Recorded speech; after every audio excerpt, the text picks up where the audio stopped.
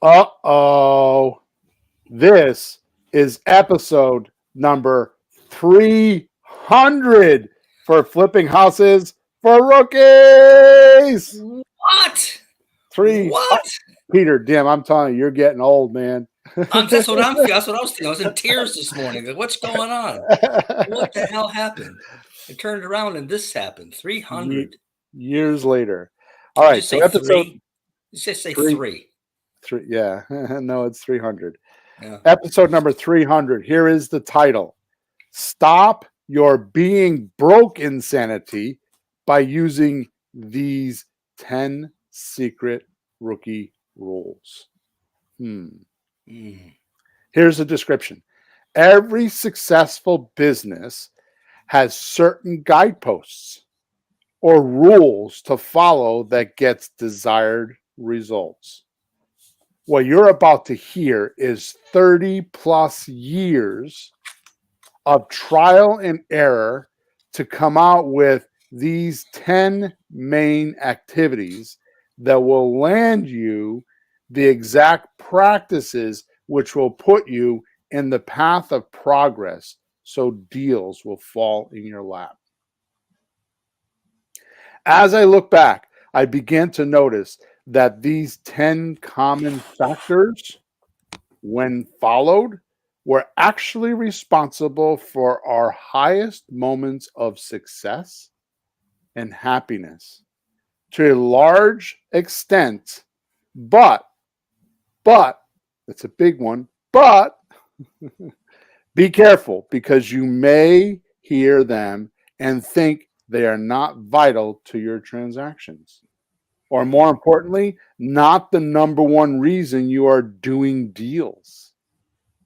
But I promise, if you go astray from these proven and tested principles, you'll start to notice things getting harder and harder, even weird. That is when you should realize the profit train is off its tracks.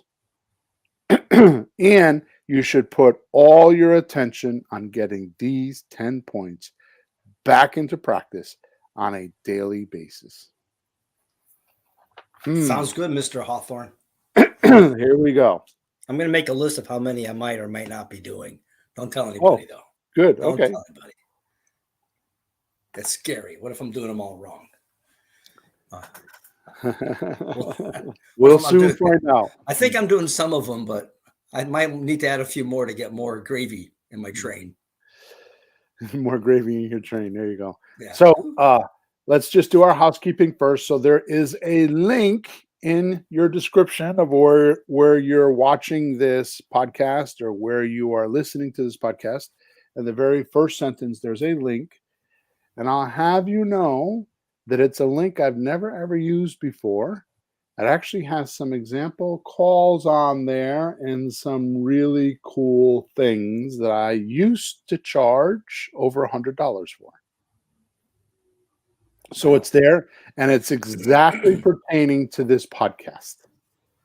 Also, every Thursday morning, Eastern Standard Time, 9:30 a.m., we record this podcast, and it gets launched the following Monday onto the podcast platforms.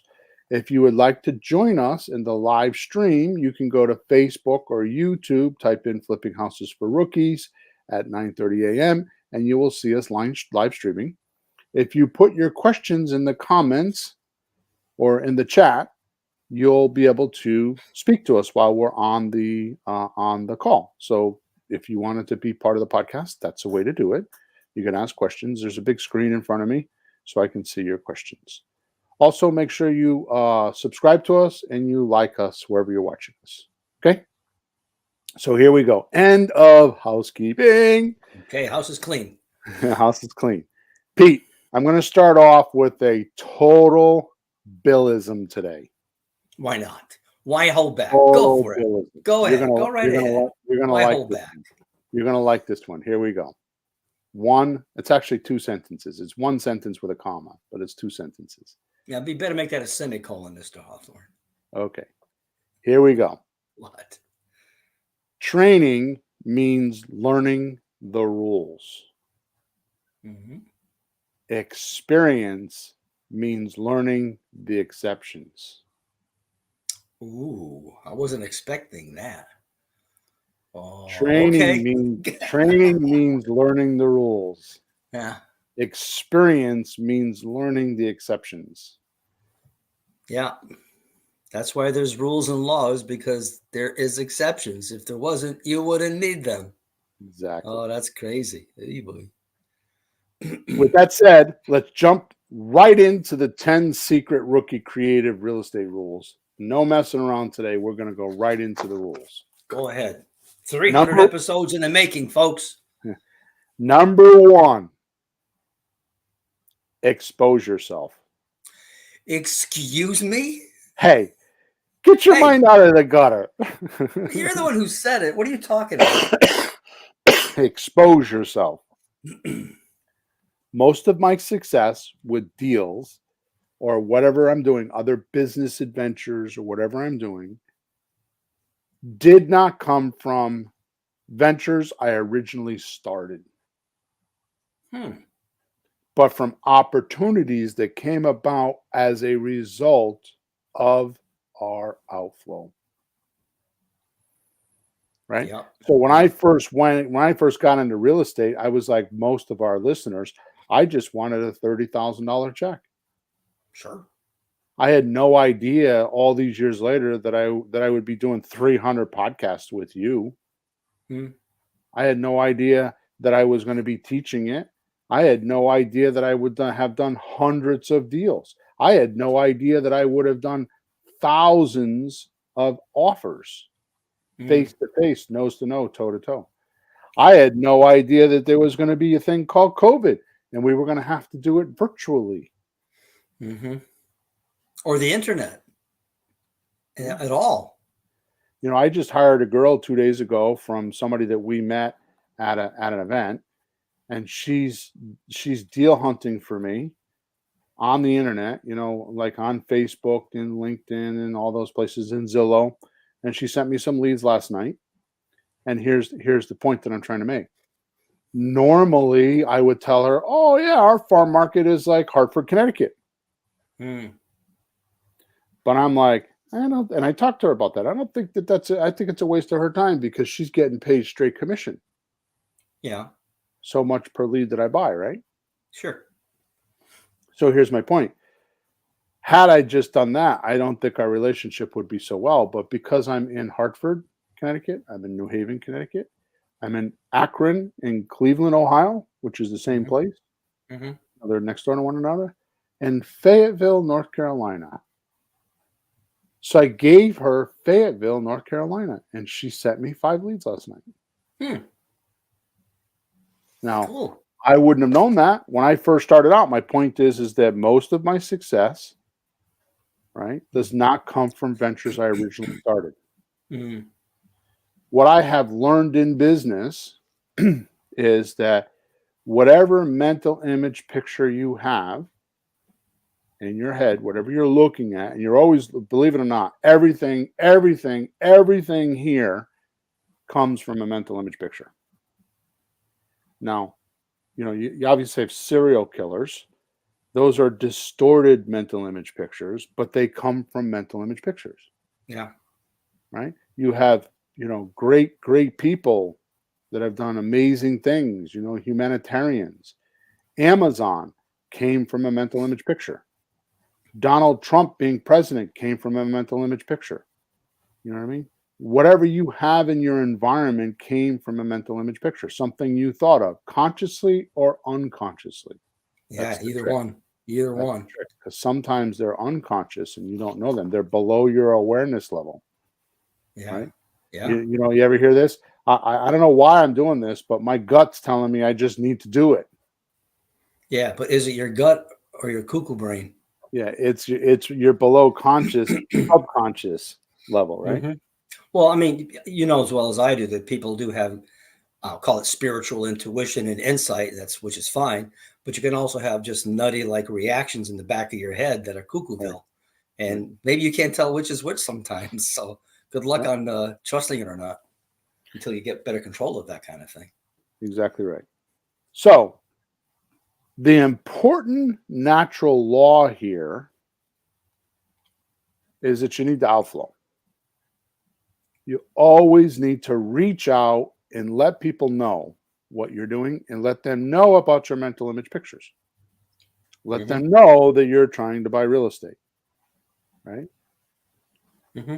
So the weirdness of this is, which is the important natural law, is the way or place or channel you outflow or expose yourself on almost always is not the same way or place or channel you receive the inflow. No, absolutely true. Crazy as that is, it happened to me this week. Do tell. Well, two real historical ones. The first house that I bought came from a letter that Mary and I were sending out. You and I went to the house, talked to the guy, the photographer from the Stephen Colbert show, Yep. dropping names, right? And he said, I don't know, I think I'll keep the house for a while. Okay, fine. On the way out the door, you say, oh, by the way, which you didn't always do. Sometimes you did, sometimes you didn't. He said, by the way, do you know anybody that might be selling a house? He goes, yeah, my buddy around the corner. Yeah, I don't remember it that way. I remember it a little differently. It is exactly what you say. But the Mm-hmm. reason why I asked the question is because he was raving about how we helped him on the cost to sell, and he had no idea. And he was like, how come nobody ever taught us that? How come I didn't Yeah, know that? I'm trying to yeah, sell my house. I don't know how much it cost me. These realtors don't tell me this. yep. So it struck in my head, oh, okay, well, is there somebody else that you think we should talk to about that or show them, somebody else that has a house for sale? Mm-hmm. That's what I remember. Well, I didn't know what was going on in your head. I just heard what came out of your mouth, and you maybe did that half the time in houses. You didn't always do that, Right. You should, but we don't do everything every time. It's a lot of things to do. But it turned out the house is around the corner. We bought it. We made a nice chunk of cash on it. It was the first deal we did, and it was just, what if you hadn't said that? We weren't expecting that. It was right, literally around the corner. The other thing that happened to me is I put some I had my other music business. I put some ads in the newspaper, which I hadn't done in years. I threw it in there. And then 2 days later, I got an email from a neighbor up the street that contacted me a year ago for lessons for his kid. He was too young. They were here yesterday, popped me a check, and a year later. Nice. So I put an ad in the paper over here, and it comes in over there. Who cares? So you outflow. So I got, just more outflow. And I put some Craigslist ads out for that and for real estate. I have a Craigslist out floating and looking for more places to put it. Just put stuff out there. You don't know where things are going to come from. Who cares? Just get it out there. I mean, people have to talk to you. How do you get somebody to talk to you? They better see you. They don't see you, they don't talk to you. So Exactly. make sure they see you. Be visible. So let's divert for 1 second. John Patterson put in the chat. There's Fayetteville. two things I want to talk about here. So he says Fayetteville, question mark. My family is in Fayetteville in Sanford, North Carolina. So I don't know where you are, John, but if you have someone that we can use for boots on the ground when we find a property there, send me a support ticket with a contact information, and maybe you could be of help to us, okay? Or we could be of help to you. But more importantly, Peter, I would like to bring to your attention that you have a fan. A fan. Look at his picture. Look at his picture. It's a musical instrument. Oh, yeah. We got ourselves a violin there. Yeah. So I played violin in 2 symphonies when I was a kid. I did. Nice. All right, good. Nice Back going, to business. John. Back to business. So here's what happened. Basically, Mother Nature hates a vacuum. So what Peter's saying is if you outflow enough, it will create this unseen vacuum, like a void, like a hole, like a negative pressure type of thing. Mm-hmm. And one way or another, something comes in to fill in that vacuum or empty space. That's an interesting way to put it. That's good enough. Yeah. Right. So if you outflow, Mother Nature doesn't like that emptiness, that black hole. Yeah. So just like what you're saying, you outflow in a newspaper, but the next door neighbor comes over and says, "Hey," or you're at a party and they're like, "Really? How about this guy?" Mhm. but it didn't come in on the yellow letters you sent out or the No, but sign. literally, he drove by uh, like a day later in his pickup truck. I had no idea who it was. I'm in the yard doing yard work, putting mulch on my beds. He stops the car with the little kid in the seat and waves to me. I wave back. He drives. I have no idea who it was, and he called me later. I mean, this is weird. Like, you're in your front yard, people waving from the car. Like, can we have me? Yep, Yeah, yeah. it So happens. don't be afraid to communicate, communicate, communicate. So expose yourself, and I don't mean taking your clothes off and So can we showing your call it junk. exposure? It sounds a little better. No, Exposure. it's fun. Expose yourself. I don't Oh mean God. showing your junk to the Where's public. I is mean, I'm pa- talking about getting out there and outflowing. But can I give me your sister's phone number? I want to have her go in there and spank you. Come on. yeah, yeah. Was that worse? I'm in Florida, guys. I've been down here for a couple weeks, and I've been here for 3 weeks, and I'm here for another couple weeks with my family, and I'm at my sister's house. So that's Yeah, why you check the see me. pelican in the back of you there Yeah, in the yeah. I'm in one of the Florida. offices. Yeah. So, anyways, here's something that I covered last night on the meetup Hmm. because we do a meetup every third Wednesday of the month at 7 p.m. and I do a bunch of free training there. You can find that if you want by going to Flipping Houses for Rickies. There's a link right on the very top of the page. It says sign up for the meetup. But Hmm. here's one thing that I brought up that we don't talk about enough because it spooks people. But when you do outflow, you don't want to just pick one channel. You Right. can't just do one marketing campaign and expect to live off of it. Now, you could do one marketing campaign and buy one house every 6 months or maybe one house every 2 years, depending on how much you're doing. Hmm. But and that's our problem right now, which we're in the middle of fixing because I'm changing some of that. In fact, I'm going to work on that stuff this afternoon. You have to have multiple media, multiple outflows. Like for example, we might do texting, we might do yellow letters, we might do right now. We're working on. I'm going to be working on this afternoon. Probate, working on probate leads. How do you find Cool. probate leads? And the way Yep. we do it is through lawyers and stuff like that. I did a whole one of my matter of fact, I think I'm going to do that again this coming month. I'm going to do finding probate leads again Hmm. because it's a pretty cool system. Yeah. Okay, maybe we do foreclosure, pre-foreclosure. We do divorce. There's all different ways that we outflow, but I try to keep minimum 3 or 4. When we're busy, I try to do 3 or 4. When we're not busy, we need to crank it up and do more. And Hmm. that's what I'm working on right now is all that stuff. So Yeah. you want to have consistent income. You have to get out there and do outflow. Now, when we were at an event, we were just at an event not too long ago, and one of the things that I noticed is the guys that are doing a bunch of leads right now are the guys that are spending money for advertising. Now Yeah. they're doing 5, 6, 7 lead deals a month, but they're spending 10 grand a month to do it or 15 grand a month to do it. Hmm. Right? Now, I'm not saying you have to do that, but I'm just saying Well, not to start, but you the kind of point can't that do that to start if you don't have money. But how Yeah, do you the get there? point the point that I'm trying to make is to do 6 or 7 leads, you're gonna spend $1,000, $1,500 per lead to find them, Mm. right? So that's on a grand scale, and like I said in the beginning, you don't need to do that, but once you start making money, you should take a portion of your income and spend it on marketing. Hmm. All right, good. Number 2, don't rely on the opinions of others. As I do these, Peter, you're gonna be like, "Yeah." You've heard me complain about these or talk about these. We've done podcasts on some of them, right? So Yeah. Well, don't that's a big rely. problem. That's a big problem. I reread books. How many people talk about that in their books, Yeah. right? Because it happens. Damn people. So of course I have to do this bill style. Of course. Okay. So the basic rule here is all sellers are liars until they start signing documents or doing exactly as you request. Then they're not a liar. Mm-hmm. The term we use is if it is not in writing, it's not true. Yep. Okay. And even then, it's a problem Mm. because we could go through our whole system like we did last night. Last night was amazing that way, all the different how you prospect and right? And when you do what, where, I did it on a mind map, and it was just incredible. You ran the whole sequence from the end to the beginning. How do we get, everybody wants to get to the end, right? The check. But how do you get there? You don't just wake up one morning, oh, a check. But you ran the whole thing in backward sequence, step by step. You blew everybody away. I've worked in that with you a few times.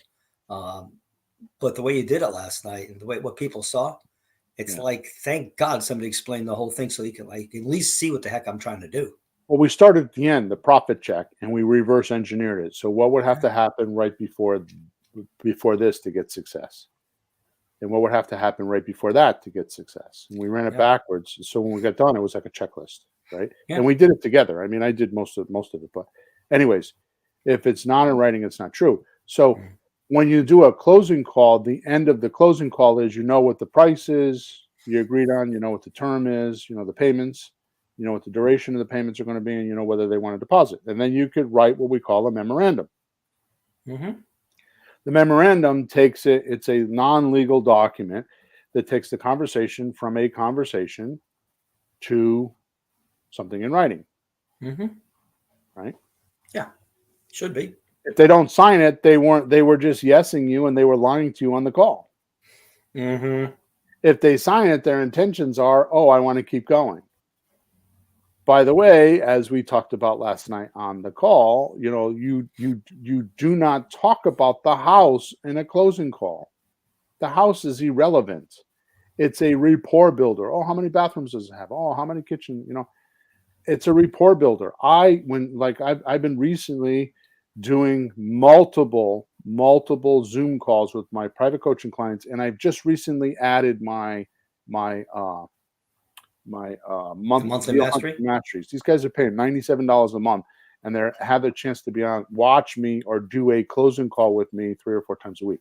That's incredible bonus. That's an incredible bonus, right? That is. It is. But the point is that when you listen to me on the phone, I go after the finances first. Like, would you consider this, or how about that? Would you consider this? Would you consider that? Would you consider this? Would you consider? And I don't talk about the house, because once I get the memorandum signed and I get their intentions of the money, I then go into the deal meeting, and the deal meeting is where I qualify the house, and I go check and make sure things are done. I haven't signed a deal yet, so I can blow the deal up anytime I want. Yeah. No, the way I look at it, what's the difference about the house if they won't sell it to you? What's the difference? Exactly. They don't want to do business with you. They don't want to do monthly payments or a discount or something that we can pull off. Who cares? Exactly right. What's the difference? So when I say all sellers are liars, by the way, I don't mean they are intentionally lying. They're just giving you opinions. Well, they're making it look good. It's like a dating site, They use somebody else's picture. They lie about their age, the car they drive, the house in Malibu on the beach. But it's not always. Some people are like that, but not everybody. So what I'm saying here is it's just their opinions, which, by the way, the definition of opinion is a view or judgment about something, not necessarily based on fact or knowledge. Sure. Like, my house is worth $300,000 because they're selling for that in the neighborhood. Now, their fact is their next door neighbor told them that. They never went and checked. Yeah, it might be for sale for that, but are people paying that is another thing, right? Yeah. So they're listed for, who cares? Listed. What happened? Right. So you have to clarify what's opinion and what's fact, which is something else we'll cover in a few minutes. But the point is that they're not intentionally lying all the time. They're just giving you opinions that they believe, but are not necessarily true. So when I say all sellers are liars, that's what I mean. Not necessarily they're vicious or they're evil or they're trying to trick you. Sometimes it's just they're imbued into some well, it could be wishful thinking, if nothing else. Yeah, or some group think, like, like they're at the Rotary Club and they all talk about real estate, and the Rotary Club says, "Oh, my house is worth $500,000," right? And so right away, well, if their house is worth $500,000, mine's worth $400,000. Yeah, and they do this weird calculation in their head. Another thing that happens a lot, and then we'll move on, is, because I'm chatting too much on each one. Another thing that happens a lot is how much they boost the number to cover their closing costs. So they really Hmm. want 275, but they're asking 350 because they don't know how much the closing costs are. Yeah, that's a good point. So, anyways, all right, Yeah, number 3. So that makes sense. sure. All right. So don't rely on the opinions of others. Mm. That's number 2. Number 3, be persevering. Keep digging. This is one of the most important rules in creative real estate. Most rookies get within inches of success and suddenly quit. Hmm.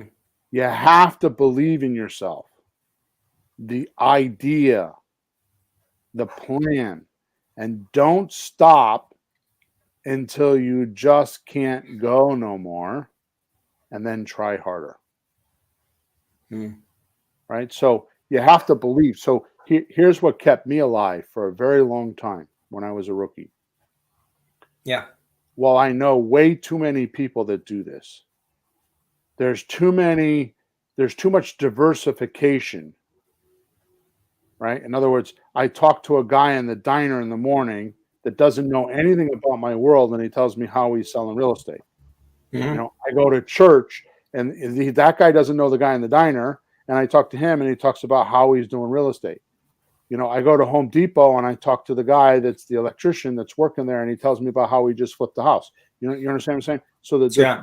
so it's diverse, right? Yeah. So what kept me going is, a lot of people, all different walks of life, have done real estate and have made money.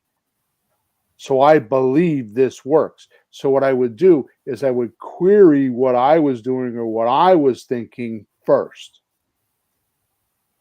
Like when I first started, I bought coaching from Richard Roop, who was Hmm. one of Ron LeGrand's students. And when I was in coaching, my partner taught me a very valuable lesson. Who's 20 years older than I am, 20, maybe 30 years old, 25 years older than I am, Mm. right? So what he taught me was, whoa, Bill, what are you doing? I'm like, I'm doing blah blah blah. Did your coach tell you to do that? And I'm like, well, no, but. And he's like, Mm. no, but. No, We but. paid him good money. You do what he said. That's what we're paying him for. You do what he said. Now, if you try it a couple times and it doesn't work, and you converse with the coach and it still doesn't work, then we'll talk about changing it. But you Mm. have to, because at the time I think we paid 10 grand. So this is 20 years ago. So that's like probably 25 grand now, Yeah. right? I'm guessing, but it was a lot of money. It's a So lot he's of like, money. we paid him good money. You do what he says first. And then if it doesn't work, you go back and say it didn't work. And then you go back and say it didn't work. And then after a while, if you've exhausted all of the avenues, then you finally say, okay. But what I'm saying is you have to persevere. Yeah. You always have to take a look at what did I do wrong first? Because Hmm. you are the novice. You are the one that hasn't done it. You are the one without experience. That's right. So you always have to take a look you have to look inside first. I know that one of the rules, I should have probably put this down, but you ever have something that you've done and you make a mistake? Something you do, anything, you Yeah. make a Yeah. mistake, right? Sure. And you're like, son of a bitch, why did I do that? Mm. And it kind of like hangs around in your mind or your head or your universe, or you want to call it, hangs around in your world for a little while, Yep. and you can't seem to shake it. Sure. I figured that one out too. You know what I do when that happens? First of all, if it hangs around and I have a lot of attention on it, there's a reason. Yeah. And here's what I learned. The only way to dissolve that in your mind is to turn it into a lesson. Absolutely. Like, so if you fail at something, like I talked to this client and I lost this deal, I shouldn't have said blah, blah, blah. Right. So what you do is you say, okay, well, the lesson, right? Because experience only has two things to measure with, right? Experience is it worked or it didn't work, Hmm. right? So Yep. experience has two things to measure with, right? So it worked or it didn't work. So if it didn't work, you need to say, okay, this didn't work. What lesson did I get from this? At least. And what you'll do is you'll start to notice some of your habits start changing. You'll start to introspect yourself and start noticing, oh my God, I do blah, blah, blah. And I didn't even know I do it. Yep. Because now you can take a look at yourself with a third eye and say, I shouldn't be doing that. And you can make some life-changing experiences by doing that. Yeah. Right? Well, that's the only way you can live. I mean, in anything, you forge ahead. You're a kid. You fall down. Why did I fall down? Oh, Right. I have to watch that step, or whatever it is. You have to like come up with a way to fix it. And then if you don't, you'll worry about it because you Right. lose. And you can't lose. You can't afford to lose. Worry But does nothing. Worry no. doesn't change anything. All it does is keep you anxious. And the definition of anxiety in my mind is not knowing what's going to happen in the future. Yeah. Right. So, Pete, let's back up for a second because I just realized. Can you give us a definition of persevering? I mean, I can, but I thought maybe you'd be better at Well, it. persevering means you keep going no matter what happens. You continue. It doesn't mean doing the wrong thing necessarily, but continuing. While you're continuing, hopefully you're figuring things out so you do it better. Right. But I've heard you can say it the opposite, or another angle is you never fail until you stop. You never Right. fail until you quit. I Right. mean, life is long. You just keep going. There's so many stories about people who became famous and rich actors and celebrities or business people at the age of 40, 50, 60, 70, and they became famous Right. or rich or successful, call it that, at an older age. Yep. So what are you going to do? You're older or whatever, you're younger, you're older. What are you going to do? Sit around? Why are the Rolling Stones still doing concerts at the age of 80? Yeah, You don't want to sit exactly. around. Keep going. Yeah. They learn So from a the, lot of so mistakes. the Google definition of persevering is continue in a course of action despite difficulty or delay in achieving success. Yep. That's good. Okay. Yeah.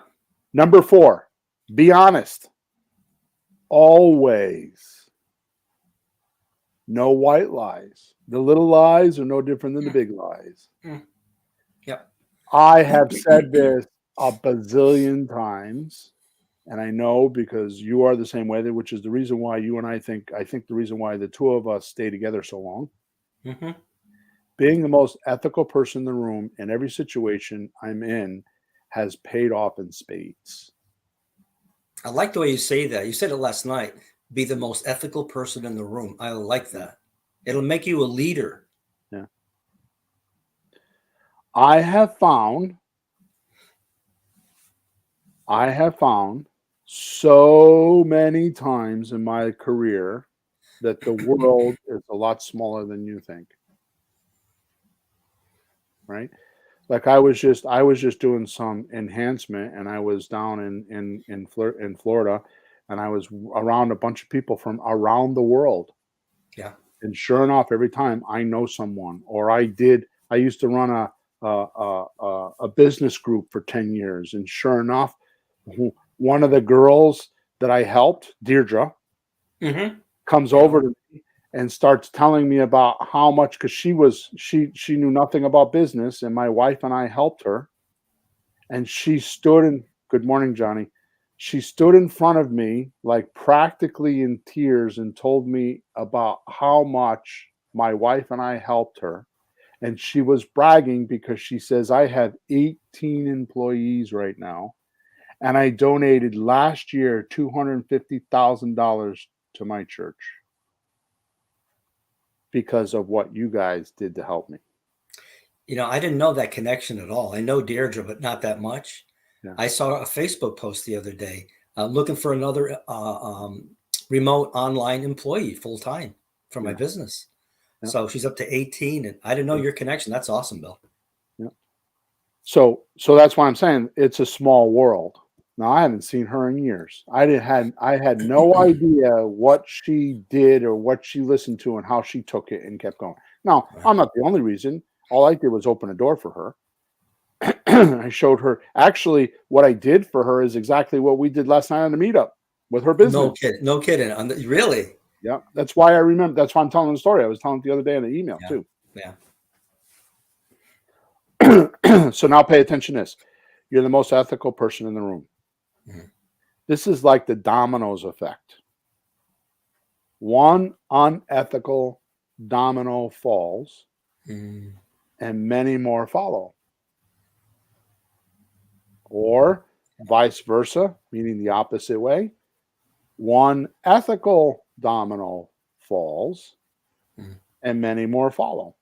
Mhm. Be the most ethical person in the room. Yeah. Choose your dominoes carefully. Yeah. Number 5, don't get emotional about your deals. I've seen too many lose thousands, tens of thousands, and more of dollars because they feel like they should do something. Mhm. They have a fixed idea in their head. They're not flexible. Mhm. Or they fall in love with the house or the deal or tried to make deals that were not deals to begin with. One of the biggest problems I have with rookies is this weird phenomenon. I call it the scarcity mentality. Mhm. They get one deal or a sniff of one deal because the person said, yeah, I consider doing monthly payments. In the beginning, I was doing calls with my coaching clients, and they would call me up and tell me how motivated this seller is. Mhm. And I'd be Mhm. on the phone with them for literally 3 minutes. And what I realized is they were motivated to get their cash and not pay closing costs and get as much money as possible. And not share any. They were motivated, all right. They were motivated to get what they wanted, Yeah. which is that at that point we went on a whole string of like, what is motivation, Mhm. right? And I'm going to give you that definition. This is taking you and I, what, 7 years to figure out the definition of motivation.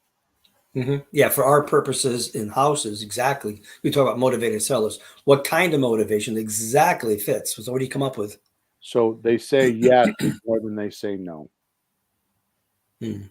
Mhm. So when you want to do something like you want to do a subject to deal, they say yes more than they say no. Mhm. Or you want to do a lease option deal, they say yes more than they say no. Mhm. Right. So that it interconnects them to what you want to do instead of like, I've had many definitions, but that is the right definition. A motivated seller, a truly motivated seller says yes more than they say no. There's different kinds of definitions. The way you can explain things. I think that would qualify as an action definition. You can see it actually happening. It's not Right. something in your head. It's not something the person said, but it's something they're doing. And what can you trust better than what people are actually doing? Right. I mean, they're saying yes, but of course they have to sign the memorandum. And if they do, no, you're in. Better than saying no to everything you're Right. asking. Take monthly payments? No. Discount? Right. No. Oh, I got a deal? No. So remember, number 2 is don't rely on opinions of others. Right. Mm-hmm. So what you're doing is you're looking, you're listening. I'm sorry, you look, don't listen. Yeah. In other words, you pay attention to what they're doing, not what they're saying. Mm-hmm. Right. So these are things that you gauge, like how you should be emotional in a deal. Like, are they keeping their word? Do their words match their actions? That's Yeah. trust, right? Yeah. Do their words match their actions? So I'm going to read this paragraph over again because the next paragraph is connected to it. So Mm-hmm. I've seen too many lose thousands of dollars because they feel or they fell in love or try to make deals that are not deals to begin with. Mm-hmm. This is why the pre-screening process is the most valuable step in our game. Yeah. You have to decide. The magic of being a creative real estate investor is not the sentences. It's not all the things. It's not the deal structuring. It's not the houses. It's not any of that. It comes down to pre-screening. Are they in or are they out? So Sure. basically, I've narrowed it down in creative real estate to these 2 things. And this is the pre-screening process. Are Mm-hmm. they willing to take monthly payments until we can pay them off? If no, are they willing to give us a sufficient amount of discount that we can do one of our 7 deals with? Yep. If they're willing to do one of those, if they say more yeses than nos to those 2 things, pre-screening over, move on. Yeah. Right? Now, between you and I, And I want to give you a lot of kudos for this because it's a phenomenal question. So you ask someone, what's more important to you, getting your price or closing quickly? Hmm. So nowadays, the number one answer is getting your price. Yeah. Unless they got some kind of problem, they have to go someplace, job, Right. something. It's gonna be money. Well, even nowadays with the market the way it is, they think even if they have a problem, they know like they can just put it in the market and they get top dollar. So Yeah, they're always pretty getting price quick. right now. Yeah, And pretty then quickly. you invented the sentence, okay, what's more important to you, your price or keeping more money, Mm. right? And Yeah. those two questions help you pre-screen a lot, right? So the bottom line is you need to find out the two pre-screening questions. It's not a long process. Are they willing to take monthly payments until you can pay them off? If no, how much of a discount? And is that discount enough to fit in one of the 7 deals? Like if it's a 10% discount, you do a slot. If it's a uh, uh, I'm sorry, if it's a 0% discount or like very little, we'll say up to 5% discount, it's a slot deal. If it's a Hmm. 10% discount, you do an option. If it's a Hmm. 15% discount, then you can give them, you can do a lease option, Yeah. rent only, Yeah. right? So that's all in the training. If you go to flippinghousesforrookies.com and you go to courses on the top, or go to all the way down to the bottom of the page and it says create real estate 101, it'll teach you all those, right? Hmm. Number 6, keep simple but good records. Now, you and I are working on this. Actually, we're not, and I need to talk to you about this when we hang up because we're not doing this, and I need to put this back in. Yeah. You can't manage what you don't measure. Hmm. If you don't measure last week's outflow against this week's outflow, you will for sure have booms and depressions, Mm. ups and downs. Most important, inconsistent income. Okay. Hmm. The there's 3 major statistics, or actually 4 major statistics that you should measure. One is the amount of outflow. Yeah. Number 2 is the amount of inflow. Okay. So Hmm. the outflow says how many pieces am I sending out? How many letters am I sending out? How many texts am I sending out? That's one number. The amount of inflow tells you how effective those letters are, how effective those texts are, and how effective your marketing is. If you don't measure the two of them, you don't know. Sure. The next thing is how many offers are you making and how Hmm. many memorandums are you signing? So it's the same thing, right? So how many offers are you making is the outflow. How many memorandums are you getting back in? That's the inflow. Cool.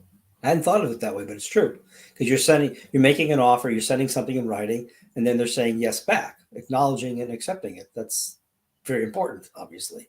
Right. But listen to Cool. what I'm saying. You're measuring yourself. Like if you're making an offer, how Mm. many memorandums are you getting? Because if you're making a bunch of offers and no memorandums, then you're saying the wrong shit. You're doing the wrong Yeah. stuff. Your Yeah. offer presentation is off. Right. So you would back up to see what you did just before that. Right. Yeah, that's cool. And Right. you probably have a better ratio than most people, but you still want to measure. Like if it's 1 for 1, you're a magician. If it's 1 out of 10, yeah, what are you doing wrong? Right. And then in Makes a lot of final, if sense. you want to take it one step further, you could measure how many uh, closing docs did you prepare Hmm. and how many got signed. So is So that the that's same the thing in outflow and an inflow? Yeah. So if you're making the closing docs and you're giving them to your seller and they're not signing them, then you're either doing the presentation wrong or something's in the docs, or you go all the way back to your presentation. You didn't tell them about something and you spooked them, Yeah. right? So it's the 6. I gave you 6. I said it was 4, but I gave you 6 because I'm cheating. But the first one is outflow, inflow. Hmm. How many pieces out? How many responses? Yeah. The second group of statistics are how many offers, how many memorandums signed. Yeah. The third set of statistics are how many closing docs did you prepare and give to a seller, and how many were signed. That's really interesting to me because I hadn't thought of that. We're working more on the front end. We do much more front end than, it takes a lot of outflow, inflow before you get the next level. But that's very clever. I hadn't thought it that way, but it's true. There's like, it's like communication. You say something, they say something. Then you say something, they say, like it's conversation, but it's this back and forth. That's very clever.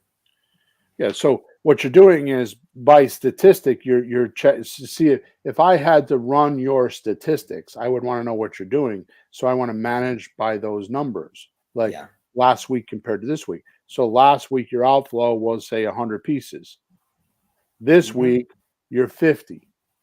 Yeah. Well, there's a law, and I've heard this in many different places, but your outflow doesn't always come into effect until 4 to 6 weeks later. Right. Sometimes it takes 4 to 6 weeks. A lot of people say it takes 2 to 7 contacts before somebody even sees you. And what that means is not that they're ignoring you or they don't see your communication. It's kind of like the old story, when the student is ready, the teacher will arrive. Right.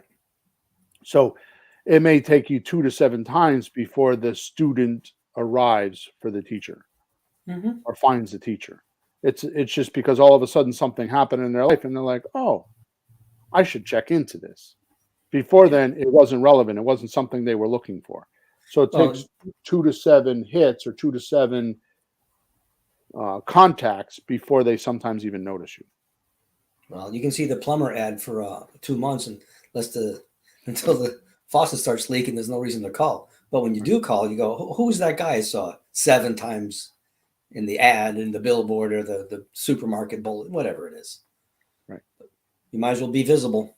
Exactly. So keeping simple but good records. Now, here's the final part of that.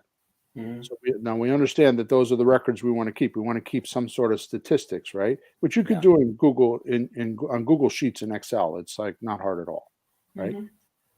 Here we go. Here's the punchline. Yeah. Almost inevitably, you will stop doing what was successful in making money if you don't measure it. Wow. You won't know what it was that was making you money in the first place. I could tell you, I talked about this before. You buy a house, especially rookies, you buy a house, and all of a sudden you're all excited because you bought a house. I mean, I have my guy from Alaska is doing this right now.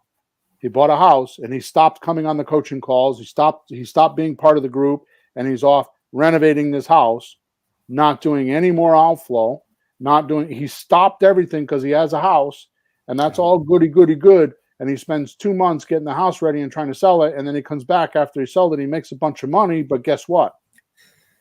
He's out of a job. That money has to count for about 6 months because he spent a month or two finding the property. Then he spent a month or two renovating the property. And then he's got to spend another month or two to get things going again. Yeah. So he did whatever money he makes, didn't make it in that month. It took him all the time because he stopped the outflow, right? So my point is that if you don't measure, right, the success, you don't know what it is, right? So what I'm saying is that the definition of success, I think I did this later on, the definition of success is doing more right things than wrong. So you need to know what are the right things. Yep. If you don't measure, the wrong thing. I mean, if you know what the wrong things are, you should stop them. Stop wasting your time. Right. Good. Number 7, be enthusiastic. Right. There's a saying that says wax enthusiasm. That means if you're not enthusiastic, don't pretend, but definitely mock it up. Yeah. Create it. Yeah. Don't fake it. You have to psych yourself up sometimes. Right. And I'll tell you what I do, because I'm horrible with this, is because when you look at me, sometimes my face, I don't know why, I got my father's face. I just look grouchy all the time. You know what I mean? So I try to smile. I just try to smile all the time. And it just changes my emotional feelings. Yeah. my overall tone. It raises my overall tone, right? Yeah. Or emotions, right? Yeah. Now you're gonna like this one, Peter. Uh-huh. There's a saying. So we're on number 7. Be enthusiastic. Mm. There's an old saying. This is back from the 40s and the 50s, probably the 30s and the 40s. Mm-hmm. If you don't effervesce, you're just plain water. Effervesce, I'm saying effervesce is means that you give off bubbles. It means water is giving off bubbles. Yeah, sparkly bubble water, right? Right. So if you don't effervesce, you're just plain water. Right? And effervesce means bubbling water, right?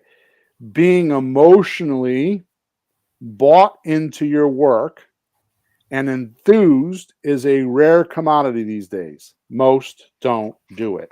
They're after the money. Mm. They're after what they want. I need to make $30,000 because I want to pay my bills, because I got pressure at home, because they forget that the only way that they're going to get that money is to help their seller and then help their buyers. Yep. So if you're enthusiastic about being that unbelievable customer service agent and helping those people, even if you don't know what you're doing, you say to them, oh, well, I don't know about that. Let me go find out. They're going to teach you your business. They're going to give you experience, because once you go figure out how to solve that problem with the seller, you'll do it. I do this a lot with with everything that I do. It's a secret. My coach taught me this. Yeah. Yeah. I learn out loud. Mm. So I'll be like last night. I had no idea how I was going to run the meetup last night, but I put it there for 2 weeks. I promoted. This is what I'm going to do. And because I had a deadline, and which deadlines are important, right? I mean, think about this. If you didn't have death, would you try to get everything in this one lifetime? No, probably not. No. See what I'm saying? So deadlines are important, right? So I put a deadline there. That's taking the word deadline to the extreme, Bill. You really Exactly. mean dead. Exactly. There's a deadline. Exactly. Here So it comes. Ouch. exactly. So what I'm saying is like with my meetup last night, I promoted that I was going to give you all the steps, and it forced me to put time aside, and I had to go find software to do this. I had to do research. It took me probably 6 or 7 hours to prepare for last night's free meetup. Yeah. If I didn't have to do these podcasts every single Thursday morning, I wouldn't spend the 5 or 6 hours a week doing the research and coming up with what I want to do and organizing my thoughts. Mm-hmm. Deadlines are important, right? Yeah. So what I'm saying is that's how you're being enthusiastic, is by thinking out loud or learning out loud. You say to your seller, I'll help you with blah, blah, blah. Even if you don't know how, it'll force you, because you know you got to call them back tomorrow at 3:00 to tell them the answer. It'll force you to go learn. It's amazing. Yeah, it's okay that you don't have all the answers. If you did, or if you pretended to be, they would know you're a liar. It's okay to not know everything. Even teachers don't know everything. The correct thing is, I'll go find that, and I'll get right back to you. You find the book, you call somebody, you find the right person. Let me get back to my mentor. Let me check with my contractor friend. I'll ask my lawyer, and they believe you more. Wouldn't they trust you more to do that, than make up some You're telling them bullshit the answer? truth. Well, because you're being vulnerable and you're telling them the truth. Yeah. Rocky, thank you so much. He said it was awesome. He was talking about the meetup last night. He was there. And he sends me support tickets all the time. Never knew what he looked like. And then I got to see him last night. So it's really cool. So Look at that last name, Mastro Domenico. That's a nice Italian boy. Yes, it is. All right, number 8. Look at your valuable final products. These are funny words. I messed around with these words, and I really this is the way I was taught how to do this. Look at your valuable final products that you exchange for with new eyes. Mm-hmm. The bottom line is, if you don't have something of value for somebody else to want, then you don't have money. Well, don't people worry a little bit like, what if I buy the house and I can't sell it? Maybe not today's market, but at some point. Well, we know people that bought a house, renovated it, and they lost money because they couldn't sell it. It was overpriced or whatever, right? So you have to know that answer. Right. So Susan says people appreciate it so much when you follow through and get back to them because most people don't. So true. Susan, I'm going to take it one step further, and we're kind of behind on time. So, but I want to validate what you're saying so much. Here's what happens. There's so much automaticity, robots texting and, investors scraping lists. And, so I have run into, because I'm on the phones all the time, I run into, why would I want to take a discount on my house? I have 12 people texting me every day or every week. And my response to that, Susan, is, how many offers have you gotten? And it's always dead silence. Yeah. How many people have you gotten on the phone with, like me right now, that are giving you hard offers, giving you choices on how you can sell your house? And it breaks the monotony like really bad. Yeah. So Susan said exactly. That's exactly right. Okay, so what I'm saying here is that I'm telling you from vast experience. And Peter, I know we're out of time and we still got 2 more to go. So if you could do this quick. How many people praise us in a house when we just go through the cost to sell with them? Everybody. So there's your value. If you just set it up in your head that if I just go teach somebody either on the phone or in the house, I prefer you do it in the house. You just teach someone the cost to sell, the numbers that we go over. I'm not going to go over them now because we don't have time. It's a tremendous value for them. And if you did that enough times, you would buy a house. Yeah. So Mother Nature says nothing stays the same. It's either growing or dying. Mm-hmm. Oh, yeah. And real estate is always in some high or low state of existence. So keeping your eye on what your statistics are and the trends often will show you indicators way before the upcoming change. Okay, they'll just pop out at you. Yeah. Like we used to, when every time we say what would have to happen when we ask a certain question, it would provoke this certain answer. Well, all of a sudden it's not provoking that answer. That's what I'm talking about. Keeping your eye on what you consider to be valuable, because what you consider to be valuable might change because markets change. Like right now, helping people get off of their payments, like pre-foreclosure and all that kind of stuff, is not valuable because they know they can just get cash. Yeah. So you need to figure out how to keep an eye on that, your third eye on that, and change it when it stops working. And don't do like what we just did, go too long before we see that or before I saw that. Mm-hmm. That's why this is in there, is keep an eye on it, because when the market changes, what you have been doing may not work anymore. Yeah, the way I learned that business-wise is a very short line. Stay in present time. Yeah. I mean, it's like, what's happening now? Well, it wasn't broken yesterday. The car was okay yesterday. Who cares about yesterday? It broke today.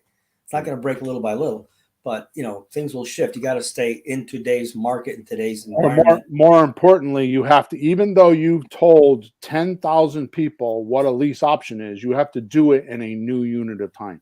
Like you've never done it before, like it's your first time doing it. Mm-hmm. Well, this is how a lease option works. And you tell them like this is your first time doing it.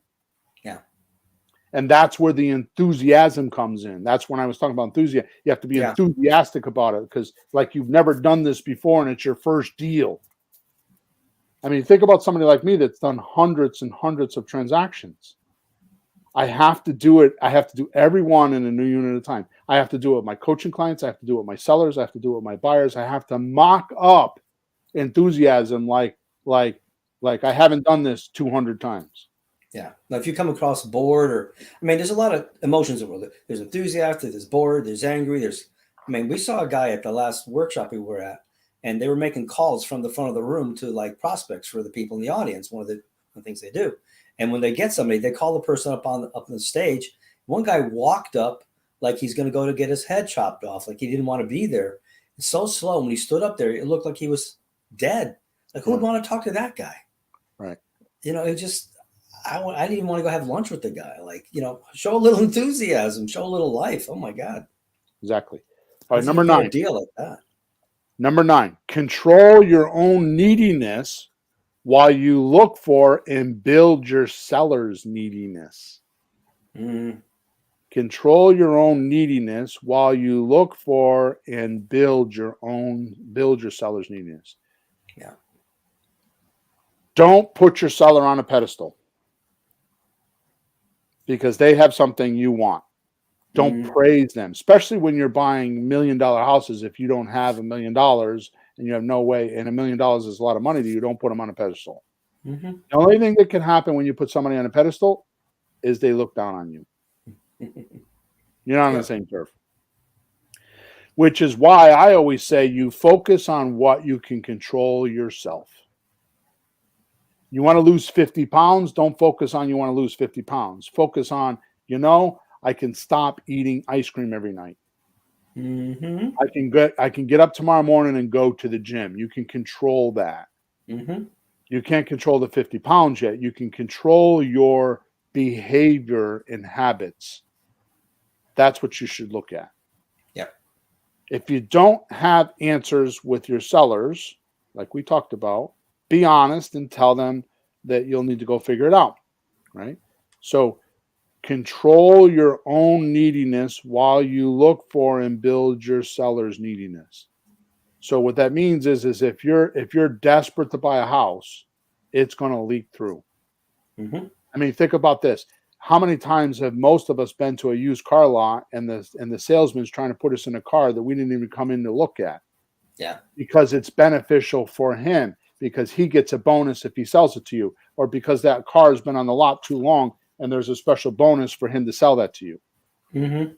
He is not looking out for you. He's looking out for him. So if you don't like that feeling with the used car salesman, don't do that with your seller, because you're desperate to make 30 grand, or because you're trying to just like do something that is unethical, not the greatest good for the greatest number involved. They feel that. Yeah. Watch the next time somebody calls you and tries to sell you something. I tried to do some solar panels on my house, and it was the most annoying 2 or 3 hours I spent with somebody. He was being very nice about it, but I just didn't feel like he had my best interest at heart. Eventually I had him, I'd throw him out. I was like, "Hey, I'm done. You can go home now." Exactly. And then I got more calls from other people. So I thought to myself, "Oh my God, I hope I don't sound like that when I call people." Totally. Just think about the next time somebody tries to sell you the next car warranty, the next solar, just see what it feels like. Don't be that guy. Ask yourself, what do I wish he was asking me? And then so McDonald's has it best. McDonald's has it best. You order your meal and they say, you want to make it a biggie size? And it's a yes or no. Some people will say yes, some people will say no, but that's the end of it, right? All right, good. So we need to keep moving. Yeah. So in this particular case, think behavior, forget results. If you adapt what we're talking about today as your behavior, it will bring results. So when I say neediness, I'm talking about not thinking about the results. That's neediness. Thinking about the results, thinking about the results, thinking about the results. What I'm saying is control what you can control yourself, and that's your behavior. So think behavior. How are you behaving with the seller? Stop thinking about the results. And that alone will pierce the neediness. And start thinking about how you can help the seller with their neediness. And it will change everything. Yep. First, you have to spot it. Second, you got to help them with it. Yep. Right. And that's where the discovery stage of the closing call comes in. Number 10, be curious. Although curiosity killed the cat, It is very healthy for a creative real estate entrepreneur. Always keep a keen eye and ear open for information that sellers give that does not match. Mm. Example, you could have a 20 to 30-minute conversation with a thought to be seller to only find out at the end of the call that they're not on the deed. They're not the person you need to be talking to, and was pre-screening you for the actual seller. Oh, they're pre-screening us now. Oh, man. Right? Turning the tables on us. Another good example is they tell you they will make monthly payments, but want a 50% deposit. Mhm. Or will only take payments for 3 months. Right. Right? These are contrary facts. Contrary means opposite in nature, direction, or meaning. Mhm. They say they'll take payments. It's opposite of what you mean. Yeah, they'll take payments for 3 months. It's a contrary fact. Take Yeah. payments in 3 months, or they both seem to be true, but they won't do what you want. Mhm. They're opposite of what you want, right? If you have two facts that present themselves as a truth, but in fact are opposite in nature, or seem to be in disagreement with what you said earlier, or opposite of what you expect or desire, you'll get misled. Yeah. I got to tell you, this is the hardest thing for me to teach, Really. because people don't observe the outpoints. They don't observe the contrary facts. They're not obvious to some people that they're opposite of one another. Do you think this is also true? I knew a very good salesperson who used to help people with things, and I watched him work with people, and they would say something, and I'm thinking, ooh, that isn't good. And instead of him just like trying to go by it and like make believe it didn't happen, he would say, "What just happened? Like, what did you say? Like, what's the Right. problem?" So it could be, in my opinion, that some people don't want to actually face the fact that the person really said that, and you have to ask them questions, which may blow up the deal or Right. save the deal, but you can't ignore it. If they Right. say something that doesn't sound right, you have to talk about it. You have a chance to, bring it back to life, but you can't ignore it and slide by. Exactly. That ain't not going to work. You have to talk about it. Susan said curiosity killed the cat, satisfaction brought it back. That's good. Okay. All right, so be curious, find out the reasons, like what Peter's saying. Right? Notice the outpoints or the contrary facts.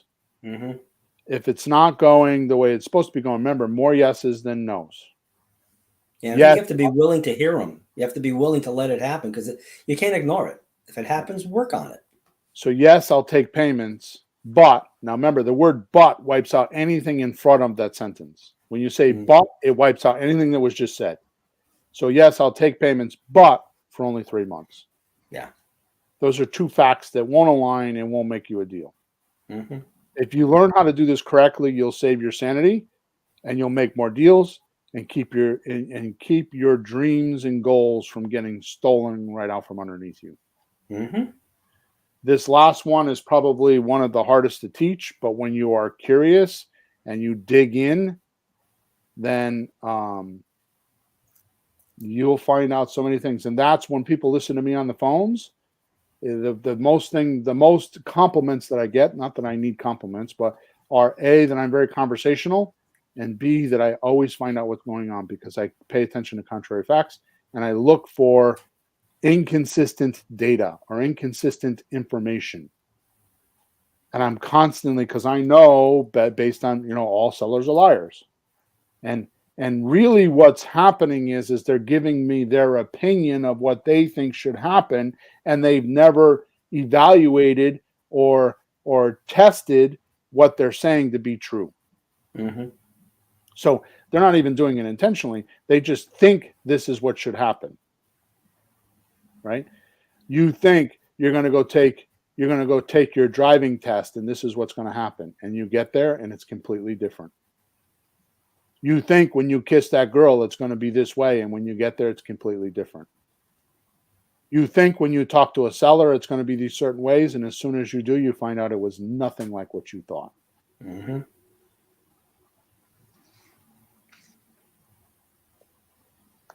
So in final, Susan says, if the deal blows up because you questioned something they said, then it wasn't a deal anyway. So true. So, Mm-hmm. so true.